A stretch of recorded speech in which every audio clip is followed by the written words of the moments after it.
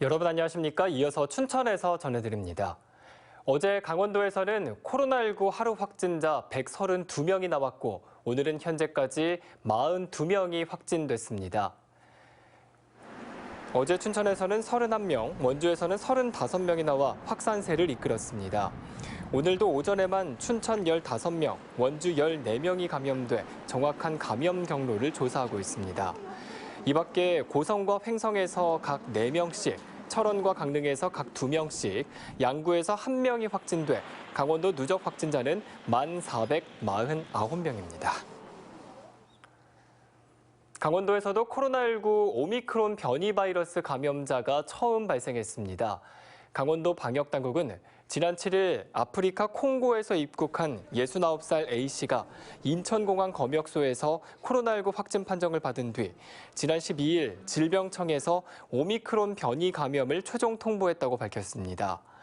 정선 출신인 A씨는 공항에서 확진 판정을 받고 평창 생활치료센터에서 격리하다 지난 11일 원주 의료원 1인실로 옮겨 치료를 받고 있습니다. 강원도는 단순 고혈압 외에 다른 증상이 없고 입국 직후 바로 격리돼 접촉자도 없다며 확산 가능성은 없다고 전망했습니다.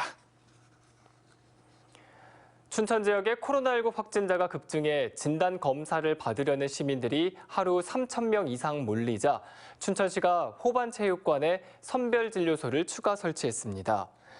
호반체육관 주차장에 마련된 선별진료소는 차에 탄 채 검사를 받을 수 있는 승차 진료 방식으로 어제부터 이용이 가능합니다.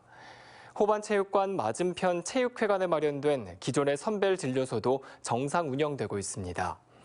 춘천 지역에서는 일상 회복이 시작된 지난달부터 확진자가 급증해 40여일 동안 700명가량의 확진 환자가 나왔습니다. 교육부와 강원도교육청은 이달 중순부터 내년 1월까지 학교와 지자체, 경찰과 함께 2022학년도 초등학교 예비 소집을 한다고 밝혔습니다. 취약 대상 아동의 소재와 안전을 확인하고 학습권을 보호하기 위한 예비 소집은 올해도 코로나19 확산 방지를 위해 학교 상황에 맞춰 대면이나 비대면으로 탄력적으로 진행됩니다. 학교에서 아동 소재와 안전을 확인하기 어려울 때는 관할 경찰서에 수사를 의뢰해 해당 아동의 상태를 확인합니다. 사건, 사고 종합입니다. 오늘 새벽 1시쯤 춘천시 온이동의 한 아파트 인근에서 승용차가 전신줄을 들이받아 60대 운전자가 다쳤습니다. 경찰은 블랙박스 등을 통해 정확한 사고 원인을 조사하고 있습니다. 또 오늘 새벽 4시쯤엔 홍천군 서면 구럼리의 1층짜리 단독주택에서 불이 나 2시간 만에 꺼졌습니다. 85제곱미터 크기 경량 철골조 주택이 모두 탔지만 다친 사람은 없었습니다. 지금까지 춘천에서 전해드렸습니다.